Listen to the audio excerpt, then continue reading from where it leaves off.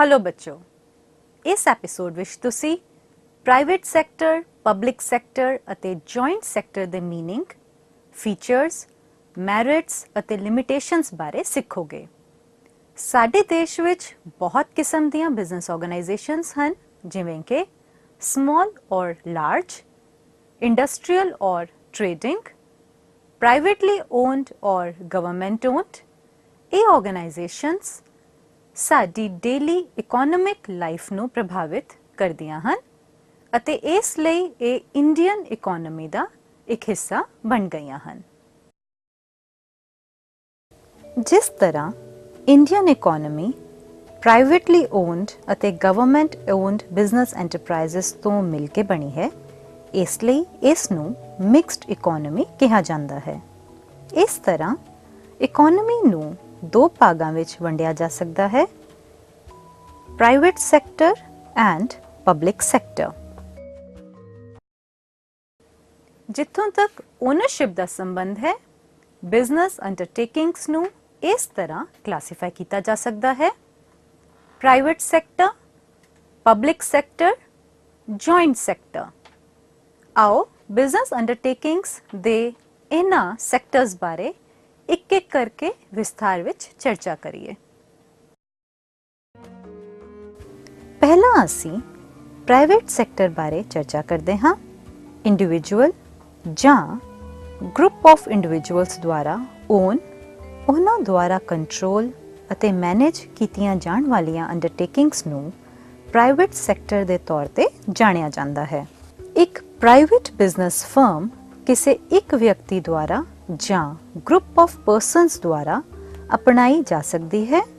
ਜਦੋਂ ਇਹ ਇਕੱਲੇ ਵਿਅਕਤੀ ਦੁਆਰਾ ਅਪਣਾਈ ਜਾਂਦੀ ਹੈ, ਇਸ ਨੂੰ ਸੋਲ ਪ੍ਰੋਪਰਾਈਟਰਸ਼ਿਪ ਕਿਹਾ ਜਾਂਦਾ ਹੈ।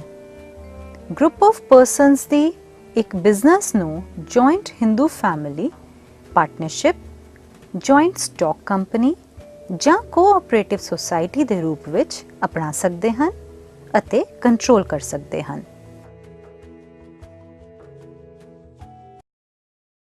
ਇਸ ਪ੍ਰਕਾਰ ਪ੍ਰਾਈਵੇਟ ਬਿਜ਼ਨਸ ਓਨਰਸ਼ਿਪ ਦੀਆਂ 5 ਫਾਰਮਸ ਹਨ: sole proprietorship, joint Hindu family, partnership, joint stock company ਅਤੇ ਕੋਆਪਰੇਟਿਵ ਸੁਸਾਇਟੀ।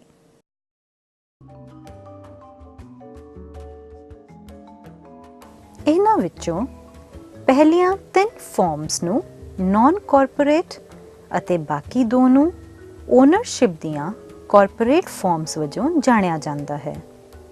ਇਹਨਾਂ ਦੋਨਾਂ ਕੈਟੇਗਰੀਜ਼ ਵਿੱਚ ਬੇਸਿਕ ਡਿਫਰੈਂਸ ਇਹ ਹੈ ਕਿ ਬਿਜ਼ਨਸ ਦੀ ਨਾਨ ਕਾਰਪੋਰੇਟ ਫਾਰਮ ਬਿਨਾਂ ਰਜਿਸਟ੍ਰੇਸ਼ਨ ਤੋਂ ਸ਼ੁਰੂ ਕੀਤੀ ਜਾ ਸਕਦੀ ਹੈ, ਜਦੋਂ ਕਿ ਕਾਰਪੋਰੇਟ ਬਾਡੀ ਕਾਨੂੰਨ ਦੇ ਅੰਤਰਗਤ ਬਿਨਾਂ ਰਜਿਸਟ੍ਰੇਸ਼ਨ ਦੇ ਸਥਾਪਿਤ ਨਹੀਂ ਕੀਤੀ ਜਾ ਸਕਦੀ, ਜੋ ਕਿ ਉਸ ਦੀ ਫੰਕਸ਼ਨਿੰਗ ਨੂੰ ਗਵਰਨ ਕਰਦੀ ਹੈ।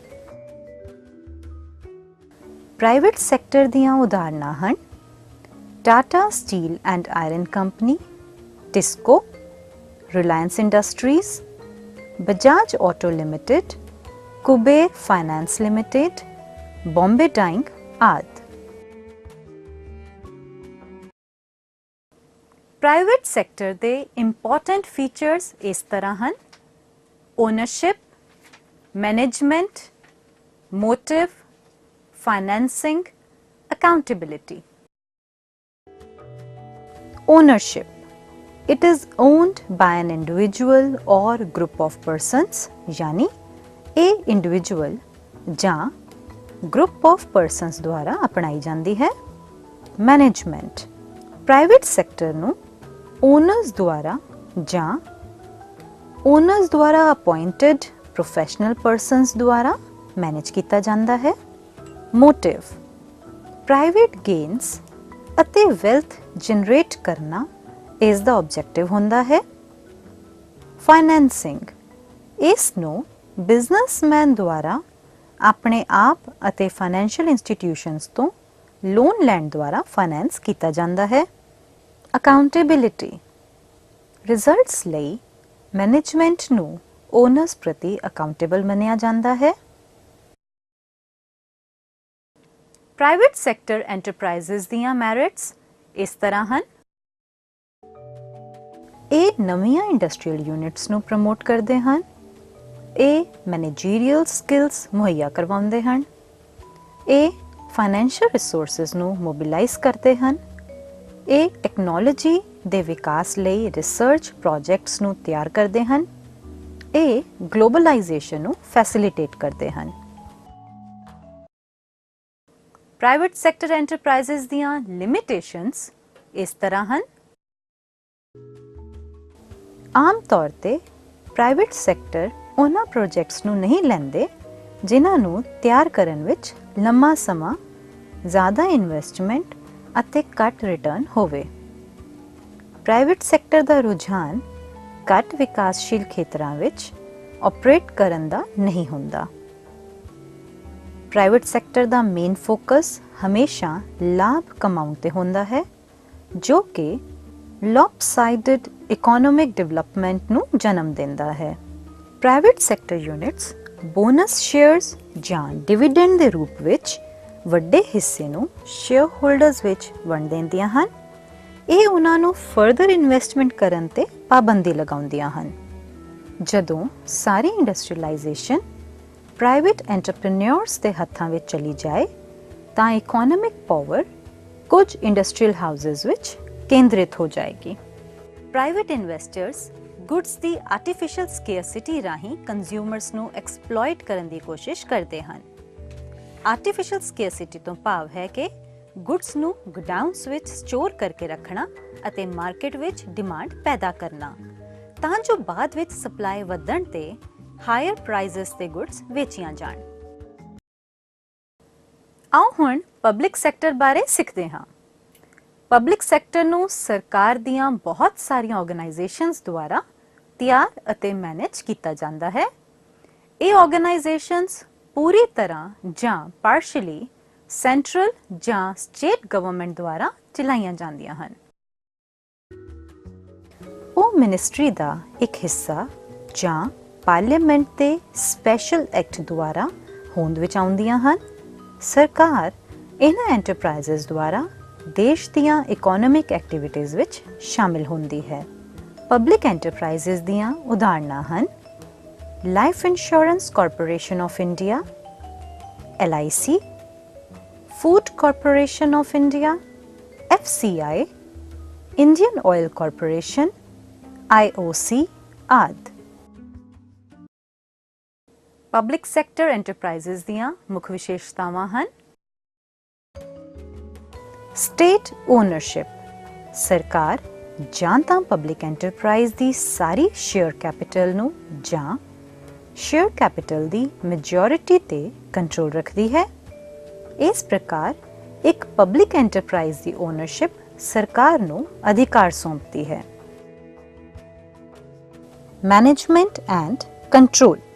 ਸੈਂਟਰਲ ਜਾਂ ਸੈਂਟਰਲ ਗਵਰਨਮੈਂਟ ਪਬਲਿਕ ਐਂਟਰਪ੍ਰਾਈਜ਼ ਦੇ ਡਾਇਰੈਕਟਰਸ ਨੂੰ ਨੋਮੀਨੇਟ ਕਰਦੀ ਹੈ ਕਿਉਂਕਿ ਉਹਨਾਂ ਦਾ ਬਹੁਤ ਵੱਡਾ ਯੋਗਦਾਨ ਹੁੰਦਾ ਹੈ। ਇਸ ਪ੍ਰਕਾਰ ਸਰਕਾਰ ਪਬਲਿਕ ਐਂਟਰਪ੍ਰਾਈਜ਼ ਦੀਆਂ ਸਾਰੀਆਂ ਐਕਟੀਵਿਟੀਜ਼ ਨੂੰ ਮੈਨੇਜ ਅਤੇ ਕੰਟਰੋਲ ਕਰਦੀ ਹੈ। Public service. ਪਬਲਿਕ ਐਂਟਰਪ੍ਰਾਈਜ਼ਸ ਦਾ ਪ੍ਰਾਇਮਰੀ ਮੋਟਿਵ ਲੋਕਾਂ ਨੂੰ ਮਿਨੀਮਮ ਪ੍ਰਾਈਸ ਤੇ ਸਰਵਿਸਿਜ਼ ਪ੍ਰਦਾਨ ਕਰਨਾ ਹੁੰਦਾ ਹੈ। Heavy investment. Public enterprises heavy capital expenditure ਵਿੱਚ ਸ਼ਾਮਿਲ ਹੁੰਦੇ ਹਨ ਕਿਉਂਕਿ ਉਹ ਵੱਡੇ ਪ੍ਰੋਜੈਕਟਸ ਨੂੰ ਸਥਾਪਿਤ ਕਰਦੇ ਹਨ ਜਿਵੇਂ ਕਿ ਸ਼ਿਪ ਬਿਲਡਿੰਗ, 에ਅਰਕ੍ਰਾਫਟ, ਲੋਕੋਮੋਟਿਵਸ ਆਦਿ। ਮੋਨੋਪਲੀ। ਪਬਲਿਕ ਸੈਕਟਰ ਐਂਟਰਪ੍ਰਾਈਜ਼ਸ ਵੱਡੇ ਪ੍ਰੋਜੈਕਟਸ ਨੂੰ ਚਲਾਉਂਦੀਆਂ ਹਨ ਜਿਵੇਂ ਕਿ ਰੇਲਵੇਜ਼, ਕੋਲ ਮਾਈਨਿੰਗ ਆਦਿ, ਜਿੱਥੇ ਕਿ ਪ੍ਰਾਈਵੇਟ ਸੈਕਟਰ ਇਸ ਵਿੱਚ ਸ਼ਾਮਿਲ ਹੋਣਾ ਅਫੋਰਡ ਨਾ ਕਰ ਸਕਦਾ ਹੋਵੇ। ਇਸ ਪ੍ਰਕਾਰ public sector enterprises monopoly enjoy ਕਰਦੀਆਂ ਹਨ, ਵਿਸ਼ੇਸ਼ ਤੌਰ ਤੇ ਪਬਲਿਕ ਯੂਟਿਲਿਟੀ ਸਰਵਿਸਿਜ਼ ਜਿਵੇਂ ਕਿ ਕਮਿਊਨੀਕੇਸ਼ਨਸ, ਟਰਾਂਸਪੋਰਟੇਸ਼ਨ, ਇਲੈਕਟ੍ਰਿਸਿਟੀ ਆਦਿ। ਅਕਾਊਂਟੇਬਿਲਿਟੀ। ਪਬਲਿਕ ਐਂਟਰਪ੍ਰਾਈਜ਼ਸ ਸੰਸਦ ਅਤੇ ਲੋਕਾਂ ਪ੍ਰਤੀ ਅਕਾਊਂਟੇਬਲ ਹੁੰਦੀਆਂ ਹਨ। ਪਬਲਿਕ ਸੈਕਟਰ ਐਂਟਰਪ੍ਰਾਈਜ਼ਸ ਦੀਆਂ ਐਡਵਾਂਟੇजेस ਇਸ ਤਰ੍ਹਾਂ ਹਨ। Speeding up industrialisation, planned growth, balanced regional growth, balancing demand and supply, reinvestment of surpluses, socialistic pattern, creates employment opportunities, helping in social change, taking over sick units, self-reliance। आओ हुण इन्हां बारे एक एक करके सीखिए। Speeding up industrialization, developing countries ਜਿਵੇਂ ਭਾਰਤ ਨੂੰ infrastructural facilities ਮੁਹੱਈਆ ਕਰਨ ਅਤੇ basic industries ਤਿਆਰ ਕਰਨ ਵਿੱਚ ਜਿਵੇਂ ਆਇਰਨ, ਸਟੀਲ, ਕੋਲ, ਆਇਲ, ਟੈਲੀਕਮਿਊਨੀਕੇਸ਼ਨਸ ਆਦਿ ਵਿੱਚ ਬਹੁਤ ਖਰਚ ਕਰਨਾ ਪੈਂਦਾ ਹੈ। ਇੰਡਸਟਰੀਲਾਈਜੇਸ਼ਨ ਨੂੰ ਤੇਜ਼ ਕਰਨ ਲਈ ਇਹ ਖਰਚ ਜ਼ਰੂਰੀ ਹਨ।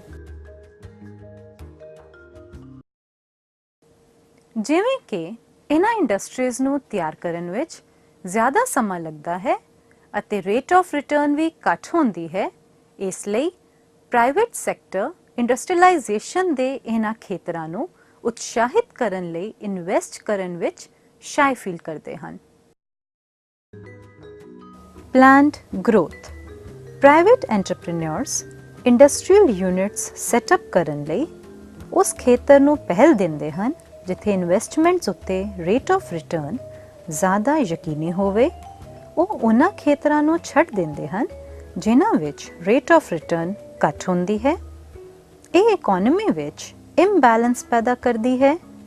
ਕਈ ਖੇਤਰਾਂ ਵਿੱਚ ਜ਼ਿਆਦਾ ਪ੍ਰੋਡਕਸ਼ਨ ਹੁੰਦੀ ਹੈ ਜਦੋਂ ਕਿ ਕੁਝ ਗੁੱਡਸ ਅਤੇ ਸਰਵਿਸਿਜ਼ ਦੀ ਸਪਲਾਈ ਵਿੱਚ ਸ਼ਾਰਟੇਜ ਹੁੰਦੀ ਹੈ। ਸਰਕਾਰ ਗੁੱਡਸ ਦੀ ਸਪਲਾਈ ਵਿੱਚ ਸ਼ਾਰਟੇਜ ਨੂੰ ਪੂਰਾ ਕਰਨ ਲਈ ਗੁੱਡਸ ਇੰਪੋਰਟ ਕਰਨ ਲਈ ਮਜਬੂਰ ਹੁੰਦੀ ਹੈ। Balanced regional growth, private entrepreneurs backward areas ਵਿੱਚ ਯੂਨਿਟਸ ਸਥਾਪਿਤ ਨਹੀਂ ਕਰਨਾ ਚਾਹੁੰਦੇ ਕਿਉਂਕਿ ਉੱਥੇ ਬੇਸਿਕ ਫੈਸਿਲਿਟੀਜ਼ ਜਿਵੇਂ ਕਿ ਇਲੈਕਟ੍ਰਿਸਿਟੀ, ਟਰਾਂਸਪੋਰਟ, ਬੈਂਕਿੰਗ, ਕਮਿਊਨੀਕੇਸ਼ਨ ਆਦਿ ਉਪਲਬਧ ਨਹੀਂ ਹੁੰਦੀਆਂ। ਉਹ ਨਵੇਂ ਯੂਨਿਟਸ ਕੇਵਲ ਉਹਨਾਂ ਹੀ ਖੇਤਰਾਂ ਵਿੱਚ ਸਥਾਪਿਤ ਕਰਦੇ ਹਨ ਜਿੱਥੇ ਇਨਫਰਾਸਟ੍ਰਕਚਰ ਫੈਸਿਲਿਟੀਜ਼ ਅਵੇਲੇਬਲ ਹੋਣ।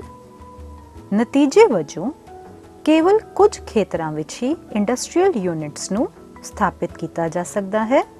ਦੂਜੇ ਪਾਸੇ ਸਰਕਾਰ ਯੂਨਿਟਸ ਨੂੰ ਬੈਕਵਰਡ ਏਰੀਆਜ਼ ਵਿੱਚ ਲਗਾਉਣ ਲਈ ਪਹਿਲ ਦਿੰਦੀ ਹੈ ਤਾਂ ਕਿ ਉਸ ਖੇਤਰ ਦੇ ਲੋਕ ਇੰਪਲੋਇਮੈਂਟ ਅਪੋਰਚੁਨਿਟੀਜ਼ ਪ੍ਰਾਪਤ ਕਰਨ ਦੇ ਯੋਗ ਹੋਣ। ਇਹ ਸਾਰੇ ਖੇਤਰਾਂ ਦੀ ਬੈਲੈਂਸਡ ਡਿਵੈਲਪਮੈਂਟ ਲਈ ਜ਼ਰੂਰੀ ਹੈ।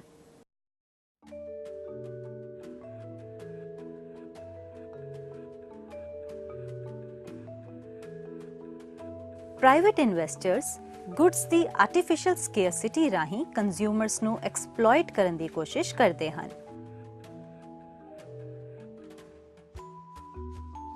ਪਬਲਿਕ ਸੈਕਟਰ ਯੂਨਿਟਸ ਉਹਨਾਂ ਇੰਡਸਟਰੀਜ਼ ਵਿੱਚ ਲਗਾਈਆਂ ਜਾਂਦੀਆਂ ਹਨ ਜਿੱਥੇ ਗੁੱਡਸ ਦੀ ਡਿਮਾਂਡ ਸਪਲਾਈ ਨਾਲੋਂ ਜ਼ਿਆਦਾ ਹੋਵੇ। ਇਹ ਡਿਮਾਂਡ ਅਤੇ ਸਪਲਾਈ ਦੀ ਸਥਿਤੀ ਨੂੰ ਬੈਲੈਂਸ ਕਰਨ ਵਿੱਚ ਮਦਦ ਕਰਦੀ ਹੈ। ਰੀਇਨਵੈਸਟਮੈਂਟ ਆਫ ਸਰਪਲਸਿਸ, ਪਬਲਿਕ ਐਂਟਰਪ੍ਰਾਈਜ਼ਸ ਡਿਵੀਡੈਂਡ ਨੂੰ ਡਿਕਲੇਅਰ ਕਰਨ ਲਈ ਕਿਸੇ ਓਬਲੀਗੇਸ਼ਨ ਅੰਡਰ ਨਹੀਂ ਹੁੰਦੀਆਂ। ਸਰਪਲਸ ਨੂੰ ਗਰੋਥ ਅਤੇ ਸੋਸ਼ੀਓ ਇਕੋਨੋਮਿਕ ਪ੍ਰੋਗਰਾਮਸ ਤੇ ਖਰਚ ਕੀਤਾ ਜਾਂਦਾ ਹੈ। ਉਦਾਹਰਣ ਦੇ ਲਈ ਨੈਸ਼ਨਲਾਈਜ਼ਡ ਬੈਂਕਸ ਅਤੇ ਇੰਸ਼ੋਰੈਂਸ ਕੰਪਨੀਆਂ ਦੀਆਂ ਸਰਪਲਸਿਸ ਡਿਵੈਲਪਮੈਂਟ ਪ੍ਰੋਗਰਾਮਸ ਲਈ ਵਰਤੀਆਂ ਜਾਂਦੀਆਂ ਹਨ। Socialistic pattern, public sector enterprises equality basis ਤੇ ਸੋਸਾਇਟੀ ਦੇ ਸਾਰੇ ਮੈਂਬਰਸ ਨੂੰ ਲਾਭ ਮੁਹੱਈਆ ਕਰਵਾਉਂਦੀਆਂ ਹਨ। ਉਹ ਇੱਕ ਪਾਸੇ ਮੋਨੋਪੋਲੀਜ਼ ਦੀ ਡਿਵੈਲਪਮੈਂਟ ਨੂੰ ਚੈੱਕ ਕਰਦੀਆਂ ਹਨ ਅਤੇ ਦੂਜੇ ਪਾਸੇ ਸਮਾਜ ਦੇ ਵੀਕਰ ਸੈਕਸ਼ਨਸ ਜਿਵੇਂ ਵਰਕਰਸ ਅਤੇ ਕੰਜ਼ਿਊਮਰਸ ਆਦਿ ਨੂੰ ਬਚਾਉਂਦੀਆਂ ਹਨ। ਇਸ ਪ੍ਰਕਾਰ ਪਬਲਿਕ ਐਂਟਰਪ੍ਰਾਈਜ਼ਸ ਲੋਕਾਂ ਵਿੱਚ ਵੈਲਥ ਦੀ ਇਕੁਅਲ ਡਿਸਟ੍ਰੀਬਿਊਸ਼ਨ ਵਿੱਚ ਇੱਕ ਮਹੱਤਵਪੂਰਨ ਭੂਮਿਕਾ ਨਿਭਾਉਂਦੀਆਂ ਹਨ। Creates employment opportunities. Public sector enterprises ਦੀ ਸਥਾਪਨਾ employment opportunities ਪੈਦਾ ਕਰਦੀਆਂ ਹਨ। ਇਹ ਲੱਖਾਂ ਲੋਕਾਂ ਨੂੰ ਰੋਜ਼ਗਾਰ ਦੇ ਮੌਕੇ ਪ੍ਰਦਾਨ ਕਰਦੀਆਂ ਹਨ। ਇਹ ਅਲਟੀਮੇਟਲੀ ਦੇਸ਼ ਦੀ ਨੈਸ਼ਨਲ ਇਨਕਮ ਵਧਾਉਂਦੀਆਂ ਹਨ। Helping in social change. Public enterprises equitable distribution of wealth, exploitation ਨੂੰ ਚੈੱਕ ਕਰਨਾ, ਜੌਬ ਓਪਰਚੁਨਿਟੀਜ਼ ਮੁਹੱਈਆ ਕਰਾਉਣਾ ਅਤੇ ਬਿਜ਼ਨਸ ਦੀਆਂ ਮਾਲ ਪ੍ਰੈਕਟਿਸਿਸ ਨੂੰ ਖਤਮ ਕਰਦੀਆਂ ਹਨ। ਇਸ ਪ੍ਰਕਾਰ ਪਬਲਿਕ ਐਂਟਰਪ੍ਰਾਈਜ਼ਸ ਸੋਸ਼ਲ ਆਰਡਰ ਦਾ ਇੱਕ ਨਵਾਂ ਯੁੱਗ ਪੈਦਾ ਕਰਦੀਆਂ ਹਨ ਜੋ ਸੋਸਾਇਟੀ ਨੂੰ ਇਕਨੋਮਿਕ ਅਤੇ ਸੋਸ਼ਲ ਜਸਟਿਸ ਪ੍ਰਦਾਨ ਕਰਦੀ ਹੈ। ਟੇਕਿੰਗ ਓਵਰ ਸਿਕ ਯੂਨਿਟਸ। ਸਰਕਾਰ ਸਿਕ ਯੂਨਿਟਸ ਤੇ ਕੰਟਰੋਲ ਕਰਕੇ ਉਹਨਾਂ ਨੂੰ ਬਚਾਉਣ ਵਿੱਚ ਅੱਗੇ ਆਉਂਦੀ ਹੈ। ਫਿਰ ਸਿਕ ਯੂਨਿਟਸ ਪਬਲਿਕ ਐਂਟਰਪ੍ਰਾਈਜ਼ਸ ਵਜੋਂ ਸਰਕਾਰ ਦੇ ਸੁਪਰਵਿਜ਼ਨ ਹੇਠ ਕੰਮ ਕਰਦੀਆਂ ਹਨ। ਇਹ ਕੇਵਲ ਸਿਕ ਯੂਨਿਟਸ ਦੇ EMPLOYEES ਲਈ ਹੀ ਲਾਭਦਾਇਕ ਨਹੀਂ ਹੁੰਦਾ, ਪਰੰਤੂ ਇਹ ਬਹੁਤ ਸਾਰੇ ਲੋਕਾਂ ਲਈ ਵੀ ਲਾਭਦਾਇਕ ਹੁੰਦਾ ਹੈ ਕਿਉਂਕਿ ਇਹ ਬਰਬਾਦ ਹੋਣ ਵਾਲੇ ਰਿਸੋਰਸਿਸ ਨੂੰ ਬਚਾਉਂਦੀ ਹੈ। Self Reliance. ਪਬਲਿਕ ਐਂਟਰਪ੍ਰਾਈਜ਼ਸ ਦੇਸ਼ ਨੂੰ ਸੈਲਫ ਰਿਲਾਇੰਟ ਬਣਾਉਂਦੀਆਂ ਹਨ ਕਿਉਂਕਿ ਇਹ ਕੈਪੀਟਲ ਗੁੱਡਸ ਦੀ ਪ੍ਰੋਡਕਸ਼ਨ ਲਈ ਨੈਸੈਸਰੀ ਇਨਫਰਾਸਟ੍ਰਕਚਰ ਪ੍ਰਦਾਨ ਕਰਦੀਆਂ ਹਨ ਜੋ ਕਿ ਪਹਿਲਾਂ ਦੂਸਰੇ ਦੇਸ਼ਾਂ ਤੋਂ ਇੰਪੋਰਟ ਕੀਤੀਆਂ ਜਾਂਦੀਆਂ ਸਨ। ਇਸ ਤੋਂ ਇਲਾਵਾ ਇਹ ਸੈਕਟਰ ਉਹ ਗੁੱਡਸ ਵੀ ਮੈਨੂਫੈਕਚਰ ਕਰਦੀਆਂ ਹਨ ਜੋ ਦੂਜੇ ਦੇਸ਼ਾਂ ਨੂੰ ਲਾਰਜ ਸਕੇਲ ਤੇ ਐਕਸਪੋਰਟ ਕੀਤੀਆਂ ਜਾਂਦੀਆਂ ਹਨ। ਇਸ ਪ੍ਰਕਾਰ ਇਹ ਫੋਰਨ ਐਕਸਚੇਂਜ ਵਿੱਚ ਇਕਨੋਮੀ ਨੂੰ ਸੈਲਫ ਰਿਲਾਇੰਟ ਬਣਾਉਂਦਾ ਹੈ। ਪਬਲਿਕ ਸੈਕਟਰ ਐਂਟਰਪ੍ਰਾਈਜ਼ਸ ਦੀਆਂ ਲਿਮਿਟੇਸ਼ਨਸ ਇਸ ਤਰ੍ਹਾਂ ਹਨ: delay in setting up, heavy overhead expenses, inefficient management, poor returns, labor problem, inflexible financial control। ਆਓ ਹੁਣ ਅਸੀਂ ਇਹਨਾਂ ਬਾਰੇ ਵਿਸਤਾਰ ਵਿੱਚ ਸਿੱਖਦੇ ਹਾਂ। Delay in setting up। ਇੱਕ ਪਬਲਿਕ ਐਂਟਰਪ੍ਰਾਈਜ਼ ਨੂੰ ਸਥਾਪਿਤ ਕਰਨ ਵਿੱਚ ਆਮ ਤੌਰ ਤੇ ਲੰਮਾ ਸਮਾਂ ਲੱਗਦਾ ਹੈ। ਕਈ ਵਾਰ ਇੱਕ ਪ੍ਰੋਜੈਕਟ ਨੂੰ ਪੂਰਾ ਹੋਣ ਲਈ ਮਿੱਥੇ ਸਮੇਂ ਤੋਂ ਜ਼ਿਆਦਾ ਸਮਾਂ ਲੱਗਦਾ ਹੈ ਜੋ ਕਿ ਕਾਸਟ ਐਸਟੀਮੇਟ ਨੂੰ ਖਰਾਬ ਕਰਦਾ ਹੈ। ਇਸ ਪ੍ਰਕਾਰ ਪਬਲਿਕ ਐਂਟਰਪ੍ਰਾਈਜ਼ਸ ਦੀ ਐਸਟੈਬਲਿਸ਼ਮੈਂਟ ਵਿੱਚ ਦੇਰੀ ਜ਼ਿਆਦਾ ਖਰਚ ਦੇ ਬਾਵਜੂਦ ਲੋਕਾਂ ਨੂੰ ਲੰਮੇ ਸਮੇਂ ਲਈ ਵਾਂਝਾ ਕਰਦੀ ਹੈ। ਇਸ ਪ੍ਰਕਾਰ ਪਬਲਿਕ ਐਂਟਰਪ੍ਰਾਈਜ਼ਸ ਦੀ ਐਸਟੈਬਲਿਸ਼ਮੈਂਟ ਵਿੱਚ ਦੇਰੀ ਜ਼ਿਆਦਾ ਖਰਚ ਦੇ ਬਾਵਜੂਦ ਲੋਕਾਂ ਨੂੰ ਲੰਮੇ ਸਮੇਂ ਲਈ ਵਾਂਝਾ ਕਰਦੀ ਹੈ। Heavy overhead expenses. ਜਿਵੇਂ ਕਿ ਪਬਲਿਕ ਐਂਟਰਪ੍ਰਾਈਜ਼ਸ ਗਵਰਨਮੈਂਟ ਦੁਆਰਾ ਕੰਟਰੋਲ ਕੀਤੀਆਂ ਜਾਂਦੀਆਂ ਹਨ, ਇਸ ਲਈ ਕੈਪੀਟਲ ਦਾ ਲਾਰਜ ਅਮਾਉਂਟ ਵੈਲਫੇਅਰ ਸਕੀਮਸ ਜਿਵੇਂ ਕਿ ਹਾਊਸਿੰਗ ਅਤੇ ਹੋਰ ਸੁਵਿਧਾਵਾਂ ਤੇ ਖਰਚ ਕੀਤਾ ਜਾਂਦਾ ਹੈ, ਪਰੰਤੂ ਬਿਜ਼ਨਸ ਪੁਆਇੰਟ ਆਫ ਵਿਊ ਤੋਂ ਅਜਿਹੇ ਸਾਰੇ ਐਕਸਪੈਂਡੀਚਰ ਅਨਪ੍ਰੋਡਕਟਿਵ ਹੁੰਦੇ ਹਨ ਅਤੇ ਕੈਪੀਟਲ ਦੇ ਬਹੁਤ ਸਾਰੇ ਹਿੱਸੇ ਨੂੰ ਬਲੌਕ ਕਰਦੇ ਹਨ। ਇਹੋ ਜਿਹੇ ਓਵਰਹੈਡ ਐਕਸਪੈਂਸਸ ਪਬਲਿਕ ਐਂਟਰਪ੍ਰਾਈਜ਼ਸ ਦੀ ਹੋਂਦ ਨੂੰ ਖਤਰਾ ਪੈਦਾ ਕਰਦੇ ਹਨ। ਇਨਐਫੀਸ਼ੀਐਂਟ ਮੈਨੇਜਮੈਂਟ। ਪਬਲਿਕ ਐਂਟਰਪ੍ਰਾਈਜ਼ਸ ਦੇ ਡਾਇਰੈਕਟਰਸ ਪ੍ਰੋਜੈਕਟ ਵਿੱਚ ਪਰਸਨਲ ਸਟੇਕ ਨਹੀਂ ਰੱਖਦੇ, ਇਸ ਲਈ ਉਹ ਪ੍ਰੋਜੈਕਟ ਦੀਆਂ ਐਕਟੀਵਿਟੀਜ਼ ਵਿੱਚ ਪਰਸਨਲ ਅਟੈਂਸ਼ਨ ਨਹੀਂ ਦਿੰਦੇ। ਇਸ ਤੋਂ ਇਲਾਵਾ ਬਿਊਰੋਕ੍ਰੈਟਿਕ ਪ੍ਰੋਸੀਜਰਸ ਅਤੇ ਰੈਡ ਟੇਪਿਜ਼ਮ EMPLOYEES ਨੂੰ ਵਧੀਆ ਕਰਨ ਤੇ ਵੀ ਡਿਸਕਰੇਜ ਕਰਦੇ ਹਨ। ਇਹ ਅਲਟੀਮੇਟਲੀ ਇਨਐਫੀਸ਼ੀਐਂਟ ਮੈਨੇਜਮੈਂਟ ਨੂੰ ਜਨਮ ਦਿੰਦੀ ਹੈ। Poor returns. Public enterprises investments ਉੱਤੇ ਐਫੀਸ਼ੀਐਂਟ ਮੈਨੇਜਮੈਂਟ ਦੀ ਘਾਟ ਕਾਰਨ ਉਚਿਤ ਰਿਟਰਨ ਨਹੀਂ ਦਿੰਦੇ। ਆਮ ਤੌਰ ਤੇ ਉਹਨਾਂ ਵਿੱਚੋਂ ਬਹੁਤ ਸਾਰੇ ਭਾਰੀ ਨੁਕਸਾਨ ਦਾ ਸਾਹਮਣਾ ਕਰਦੇ ਹਨ, ਪਰੰਤੂ ਸਰਕਾਰ ਦੀ ਲਿਬਰਲ ਫਾਈਨੈਂਸ਼ੀਅਲ ਸਪੋਰਟ ਕਾਰਨ ਉਹਨਾਂ ਦੀ ਹੋਂਦ ਬਣੀ ਰਹਿੰਦੀ ਹੈ। Labour problem. Poor manpower planning ਦੇ ਕਾਰਨ ਪਬਲਿਕ ਐਂਟਰਪ੍ਰਾਈਜ਼ਸ ਆਮ ਤੌਰ ਤੇ ਸਟ੍ਰਾਈਕਸ ਅਤੇ ਲੌਕਆਊਟਸ ਦਾ ਸਾਹਮਣਾ ਕਰਦੇ ਹਨ। ਇਹਨਾਂ ਐਂਟਰਪ੍ਰਾਈਜ਼ਸ ਵਿੱਚ ਲੇਬਰ ਟਰਬਲ ਆਮ ਤੌਰ ਤੇ ਪੋਲੀਟੀਕਲੀ ਮੋਟੀਵੇਟਡ ਹੁੰਦੀ ਹੈ, ਕਿਉਂਕਿ ਇਹ ਡੈਮੋਕ੍ਰੈਟਿਕ ਗਵਰਨਮੈਂਟ ਦੁਆਰਾ ਕੰਟਰੋਲ ਅਤੇ ਮੈਨੇਜ ਕੀਤੀਆਂ ਜਾਂਦੀਆਂ ਹਨ। ਇਨਫਲੈਕਸੀਬਲ ਫਾਈਨੈਂਸ਼ੀਅਲ ਕੰਟਰੋਲ। ਇੱਕ ਪਬਲਿਕ ਸੈਕਟਰ ਐਂਟਰਪ੍ਰਾਈਜ਼ ਦੀਆਂ financial transactions auditor general of India ਅਤੇ ਪਾਰਲੀਮੈਂਟ ਦੇ ਕੰਟਰੋਲਰ ਦੀ ਸਕਰੂਟਨੀ ਦੇ ਹਵਾਲੇ ਹੁੰਦੀਆਂ ਹਨ। ਇਸ ਲਈ ਇੱਕ ਪਬਲਿਕ ਐਂਟਰਪ੍ਰਾਈਜ਼ ਦੀ ਮੈਨੇਜਮੈਂਟ ਨੂੰ ਫਾਈਨੈਂਸ਼ੀਅਲ ਮੈਟਰਸ ਦੇ ਸੰਬੰਧ ਵਿੱਚ ਬਣਾਏ ਗਏ ਰੂਲਸ ਅਤੇ ਰੈਗੂਲੇਸ਼ਨਸ ਨੂੰ ਸਖਤੀ ਨਾਲ ਅਪਣਾਉਣਾ ਹੁੰਦਾ ਹੈ। ਪਬਲਿਕ ਐਂਟਰਪ੍ਰਾਈਜ਼ ਦੇ ਮੈਨੇਜਰਸ ਇਹੋ ਜਿਹੇ ਖਤਰੇ ਨਹੀਂ ਲੈ ਸਕਦੇ ਜੋ ਕਿ ਦੇਸ਼ ਦੀ ਹਾਈਐਸਟ ਡੈਮੋਕ੍ਰੈਟਿਕ ਬਾਡੀ ਭਾਵ ਕਿ ਪਾਰਲੀਮੈਂਟ ਦੀ ਨਾਰਾਜ਼ਗੀ ਨੂੰ ਸੱਦਾ ਦੇਣ। ਇਹ ਮੈਨੇਜਮੈਂਟ ਦੇ ਇਨੀਸ਼ੀਏਟਿਵਸ ਨੂੰ ਖਤਮ ਕਰਦੀ ਹੈ। ਹੁਣ ਅਸੀਂ ਇਕੋਨਮੀ ਦੇ ਜੁਆਇੰਟ ਸੈਕਟਰ ਬਾਰੇ ਪੜਾਂਗੇ। ਜੁਆਇੰਟ ਸੈਕਟਰ ਪ੍ਰਾਈਵੇਟ ਸੈਕਟਰ ਅਤੇ ਗਵਰਨਮੈਂਟ ਸੈਕਟਰ ਵਿਚਕਾਰ ਪਾਰਟਨਰਸ਼ਿਪ ਦਾ ਰੂਪ ਹੈ। ਐਂਟਰਪ੍ਰਾਈਜ਼ ਦੀ ਮੈਨੇਜਮੈਂਟ ਪ੍ਰਾਈਵੇਟ ਸੈਕਟਰ ਨੂੰ ਸੌਂਪ ਦਿੱਤੀ ਜਾਂਦੀ ਹੈ। ਜੁਆਇੰਟ ਸੈਕਟਰ ਦਾ ਮੇਨ ਆਬਜੈਕਟਿਵ ਪ੍ਰਾਈਵੇਟ ਸੈਕਟਰ ਦੀਆਂ ਉਹਨਾਂ ਬਿਜ਼ਨਸ ਐਕਟੀਵਿਟੀਜ਼ ਵਿੱਚ ਫੰਡਸ ਨੂੰ ਵਰਤਣਾ ਹੈ ਜਿੱਥੇ ਸਰਕਾਰ ਸਾਰੇ ਫੰਡਸ ਨੂੰ ਖਰਚ ਕਰਨ ਦੀ ਸਥਿਤੀ ਵਿੱਚ ਨਾ ਹੋਵੇ। ਜਦੋਂ ਜੁਆਇੰਟ ਸੈਕਟਰ ਵਿੱਚ ਯੂਨਿਟਸ ਨੂੰ ਲਗਾਉਣਾ ਹੋਵੇ, ਉਦੋਂ ਸਰਕਾਰ ਦੀਆਂ ਪ੍ਰਾਇਓਰਿਟੀਜ਼ ਨੂੰ ਪਹਿਲ ਦਿੱਤੀ ਜਾਂਦੀ ਹੈ। ਅਜਿਹੀਆਂ ਜੁਆਇੰਟ ਸੈਕਟਰ ਕੰਪਨੀਜ਼ ਦੀਆਂ ਮੁੱਖ ਉਦਾਹਰਨਾਂ ਹਨ Cochin refineries, Madras refineries, Madras fertilizers, Gujarat state fertilizer company ਆਦਿ।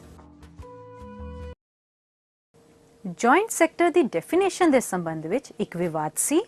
ਇਸ ਲਈ ਦੱਤ ਕਮੇਟੀ ਦੀ ਰਿਪੋਰਟ ਵਿੱਚ ਜੁਆਇੰਟ ਸੈਕਟਰ ਦੇ 3 ਅਲੱਗ-ਅਲੱਗ ਕਨਸੈਪਟਸ ਦਿੱਤੇ ਗਏ ਹਨ। ਉਹ ਹਨ ਲਾਰਜ ਸਕੇਲ ਇੰਡਸਟਰੀਅਲ ਹਾਊਸਸ ਦੇ ਚੱਲ ਰਹੇ ਪ੍ਰਾਈਵੇਟ ਐਂਟਰਪ੍ਰਾਈਜ਼ਸ ਨੂੰ ਜੁਆਇੰਟ ਸੈਕਟਰ ਵਿੱਚ ਬਦਲ ਸਕਦੇ ਹਨ, ਬਸ਼ਰਤੇ ਪਬਲਿਕ ਸੈਕਟਰ ਫਾਈਨੈਂਸ਼ੀਅਲ ਇੰਸਟੀਟਿਊਸ਼ਨਸ ਉਹਨਾਂ ਦੇ ਲੋਨਸ ਨੂੰ ਇਕੁਇਟੀ ਵਿੱਚ ਬਦਲ ਦੇਣ। ਜੁਆਇੰਟ ਸੈਕਟਰ ਵਿੱਚ ਉਹ ਇੰਡਸਟਰੀਅਲ ਯੂਨਿਟਸ ਸ਼ਾਮਿਲ ਹਨ ਜਿਸ ਵਿੱਚ ਦੋਨੋਂ ਪਬਲਿਕ ਅਤੇ ਪ੍ਰਾਈਵੇਟ ਸੈਕਟਰ ਇਨਵੈਸਟਮੈਂਟ ਦੀ ਲਾਗਤ ਸ਼ਾਮਿਲ ਹੋਵੇ। ਸ਼ਡਿਊਲ B ਅਤੇ C ਕੈਟੇਗਰੀਜ਼ ਦੇ ਲਾਰਜ ਇੰਡਸਟਰੀਅਲ ਯੂਨਿਟਸ ਵਿੱਚ ਆਮ ਤੌਰ ਤੇ ਲਾਰਜ ਸਕੇਲ ਟੈਕਨੀਕਲ ਅਤੇ ਇਕੋਨੋਮਿਕ ਐਡਵਾਂਟੇਜਸ ਦੀ ਲੋੜ ਪੈਂਦੀ ਹੈ, ਜਿਨ੍ਹਾਂ ਨੂੰ ਕਿ ਜੁਆਇੰਟ ਸੈਕਟਰ ਵਿੱਚ ਸੈਟਅਪ ਕਰ ਦੇਣਾ ਚਾਹੀਦਾ ਹੈ ਤਾਂ ਕਿ ਇਕੋਨੋਮਿਕ ਪਾਵਰ ਦੀ ਕੰਸੈਂਟ੍ਰੇਸ਼ਨ ਨੂੰ ਕੰਟਰੋਲ ਕੀਤਾ ਜਾ ਸਕੇ।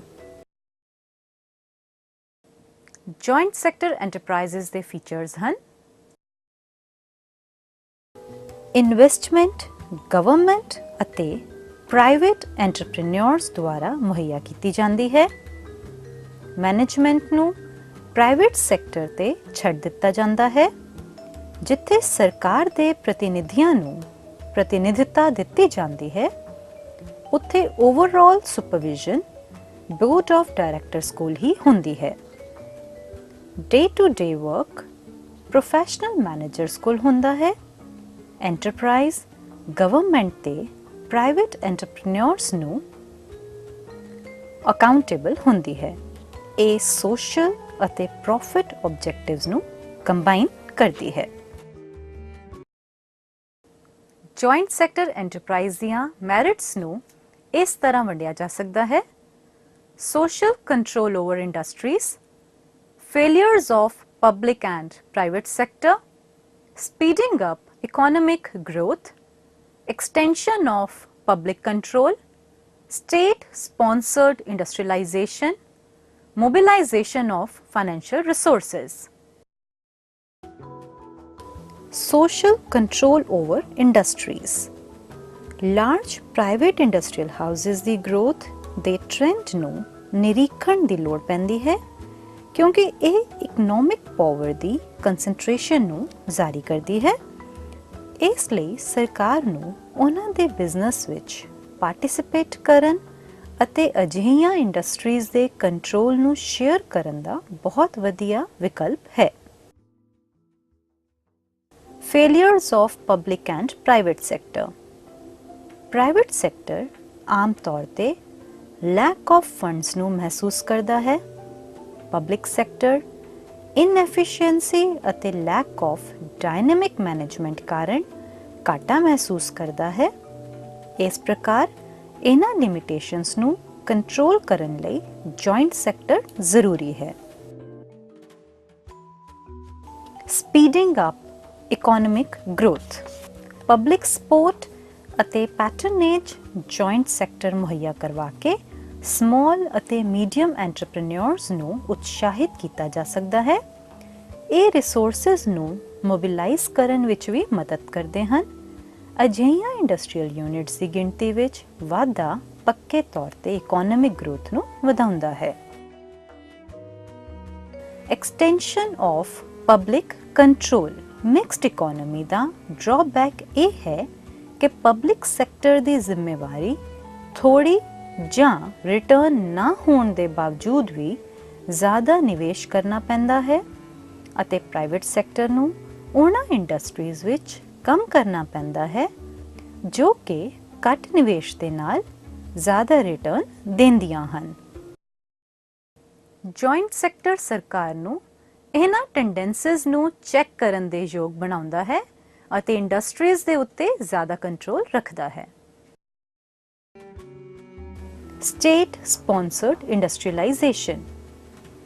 ਜੁਆਇੰਟ ਸੈਕਟਰ ਨੂੰ ਸਟੇਟ ਸਪਾਂਸਰਡ ਇੰਡਸਟਰੀਅਲਾਈਜੇਸ਼ਨ ਦੀ ਸਟ੍ਰੈਟੇਜੀ ਦਾ ਇੱਕ ਹਿੱਸਾ ਮੰਨਿਆ ਜਾਂਦਾ ਹੈ। ਸਰਕਾਰ ਉਹਨਾਂ ਪ੍ਰੋਜੈਕਟਸ ਨੂੰ ਚੁਣ ਸਕਦੀ ਹੈ ਜੋ ਕਿ ਸੋਸ਼ਲ ਪੁਆਇੰਟ ਆਫ ਵਿਊ ਤੋਂ ਲੋੜੀਂਦੇ ਹੋਣ ਅਤੇ ਪ੍ਰਾਈਵੇਟ ਪਾਰਟੀਜ਼ ਨੂੰ ਹੱਥ ਮਿਲਾਉਣ ਲਈ ਪ੍ਰੇਰਿਤ ਕਰਦੀ ਹੈ।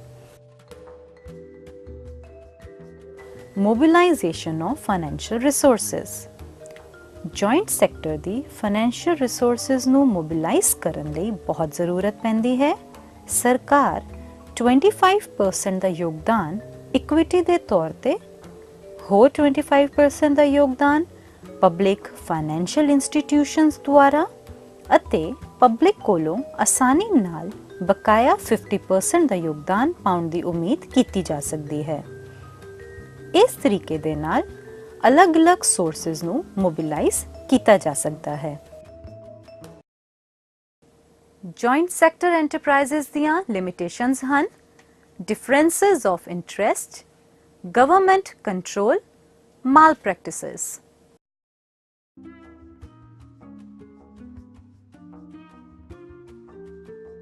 ਸਰਕਾਰ ਸੋਸ਼ਲ ਇੰਟਰਸਟਸ ਵੱਲ ਜ਼ਿਆਦਾ ਧਿਆਨ ਰੱਖਦੀ ਹੈ ਜਦੋਂ ਕਿ ਪ੍ਰਾਈਵੇਟ ਐਂਟਰਪ੍ਰੀਨਿਓਰਸ ਲਾਭ ਕਮਾਉਣ ਦੇ ਤਰੀਕਿਆਂ ਵੱਲ ਜ਼ਿਆਦਾ ਧਿਆਨ ਦਿੰਦੇ ਹਨ। ਇਸ ਲਈ ਇਹ ਦੋਨਾਂ ਵਿਚਕਾਰ ਸਹਿਮਤੀ ਨਹੀਂ ਹੁੰਦੀ।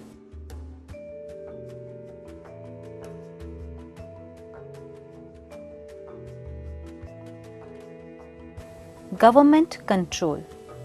ਭਾਵੇਂ ਕਿ ਰੋਜ਼ਾਨਾ ਦੇ ਕੰਮਕਾਜ ਅਤੇ ਫੈਸਲਿਆਂ ਤੱਕ ਨੂੰ ਪ੍ਰੋਫੈਸ਼ਨਲ ਮੈਨੇਜਰਸ ਦੁਆਰਾ ਮੈਨੇਜ ਕੀਤਾ ਜਾਂਦਾ ਹੈ, ਫਿਰ ਵੀ ਸਰਕਾਰ ਕੋਲੋਂ ਕਲੀਅਰੈਂਸ ਲੈਣਾ ਜ਼ਰੂਰੀ ਹੈ ਜੋ ਕਿ ਡਿਲੇਡ ਡਿਸੀਜਨਸ ਅਤੇ ਸਟ੍ਰਿਕਟ ਗਵਰਨਮੈਂਟ ਕੰਟਰੋਲ ਦੀ ਅਗਵਾਈ ਕਰਦੀਆਂ ਹਨ। ਮਾਲ ਪ੍ਰੈਕਟਿਸਿਸ। ਕਿਉਂਕਿ ਮੈਨੇਜਮੈਂਟ ਨੂੰ ਪ੍ਰਾਈਵੇਟ ਸੈਕਟਰ ਤੇ ਛੱਡਿਆ ਜਾਂਦਾ ਹੈ, ਇਸ ਲਈ ਉਹ ਉਹਨਾਂ ਐਕਟੀਵਿਟੀਜ਼ ਵਿੱਚ ਸ਼ਾਮਿਲ ਹੁੰਦੀਆਂ ਹਨ ਜੋ ਕਿ ਉਹਨਾਂ ਨੂੰ ਜ਼ਿਆਦਾ ਪ੍ਰੋਫਿਟੇਬਲ ਹੋਵੇ ਅਤੇ ਇਸ ਤਰ੍ਹਾਂ ਆਪਣੇ ਪੱਖ ਵਿੱਚ ਫੈਸਲੇ ਕਰਵਾਉਣ ਲਈ ਗਵਰਨਮੈਂਟ ਅਫੀਸ਼ੀਅਲਸ ਨੂੰ ਰਿਸ਼ਵਤ ਦਿੱਤੀ ਜਾਂਦੀ ਹੈ। ਆਓ ਹੁਣ ਸੰਖੇਪ ਕਰੀਏ ਕਿ ਅਸੀਂ ਇਸ ਐਪੀਸੋਡ ਵਿੱਚ ਕੀ ਸਿੱਖਿਆ ਹੈ। ਜਿੱਥੋਂ ਤੱਕ ਓਨਰਸ਼ਿਪ ਦਾ ਸੰਬੰਧ ਹੈ, ਬਿਜ਼ਨਸ ਅੰਡਰਟੇਕਿੰਗਸ ਨੂੰ ਇਸ ਤਰ੍ਹਾਂ ਵੰਡਿਆ ਜਾ ਸਕਦਾ ਹੈ: private sector, public sector, joint sector. Private sector enterprises ਨੂੰ ਪ੍ਰਾਈਵੇਟ ਐਂਟਰਪ੍ਰੀਨਿਓਰਸ ਦੁਆਰਾ ਅਪਣਾਇਆ ਅਤੇ ਕੰਟਰੋਲ ਕੀਤਾ ਜਾਂਦਾ ਹੈ। ਪ੍ਰਾਈਵੇਟ ਸੈਕਟਰ ਐਂਟਰਪ੍ਰਾਈਜ਼ਸ ਦੇ ਫੀਚਰਸ ਹਨ ownership, management, financing, accountability.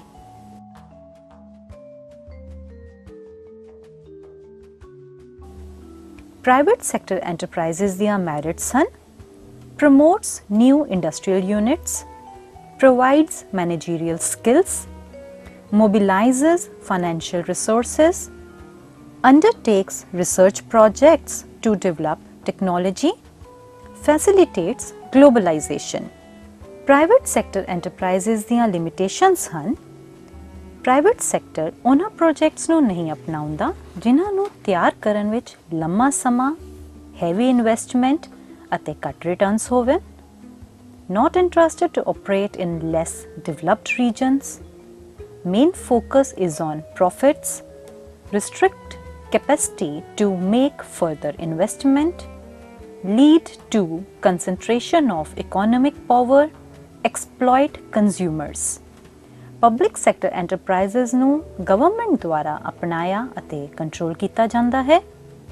Public sector enterprises ਦੀਆਂ ਫੀਚਰਸ ਹਨ state ownership, management and control, public service, heavy investment, monopoly, accountability.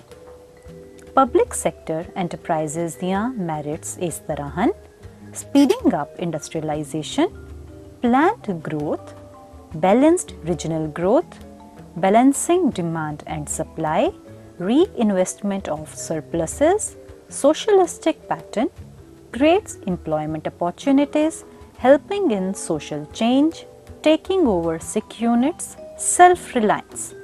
Public sector enterprises ਦੀਆਂ demerits ਇਸ ਤਰ੍ਹਾਂ ਹਨ delay in setting up, heavy overhead expenses, inefficient management, poor returns, labor problem, inflexible financial control.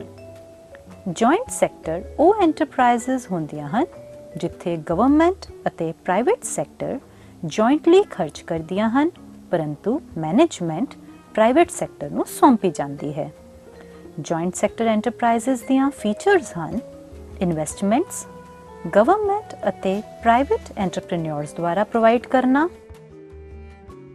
Management ਨੂੰ private sector ਤੇ ਛੱਡ ਦੇਣਾ, overall supervision government board of directors ਕੋਲ ਹੋਣਾ, ਰੂਟੀਨ ਵਰਕ ਪ੍ਰੋਫੈਸ਼ਨਲ ਮੈਨੇਜਰਸ ਦੇ ਕੋਲ ਹੋਣਾ, ਗਵਰਨਮੈਂਟ ਅਤੇ ਪ੍ਰਾਈਵੇਟ ਐਂਟਰਪ੍ਰੀਨਿਓਰਸ ਦੁਆਰਾ ਅਕਾਊਂਟੇਬਲ, ਸੋਸ਼ਲ ਅਤੇ ਪ੍ਰੋਫਿਟ ਆਬਜੈਕਟਿਵਸ ਨੂੰ ਕੰਬਾਈਨ ਕਰਨਾ। ਜੁਆਇੰਟ ਸੈਕਟਰ ਐਂਟਰਪ੍ਰਾਈਜ਼ਸ ਦੀਆਂ ਮੈਰਿਟਸ ਹਨ social control over industries, failure of public and private sector, speeding up economic growth, extension of public control, state-sponsored industrialization, mobilization of financial resources. Joint sector enterprises ਦੀਆਂ limitations, differences of interest, government control, malpractices. ਅਸੀਂ ਇਸ episode ਵਿੱਚ private sector, public sector ਅਤੇ joint sector ਦੇ meaning, features, merits ਅਤੇ limitations ਬਾਰੇ ਪੜ੍ਹਿਆ ਹੈ। ਉਮੀਦ ਕਰਦੀ ਹਾਂ ਤੁਹਾਨੂੰ ਇਹ ਐਪੀਸੋਡ ਚੰਗੀ ਤਰ੍ਹਾਂ ਸਮਝ ਆਇਆ ਹੋਵੇਗਾ।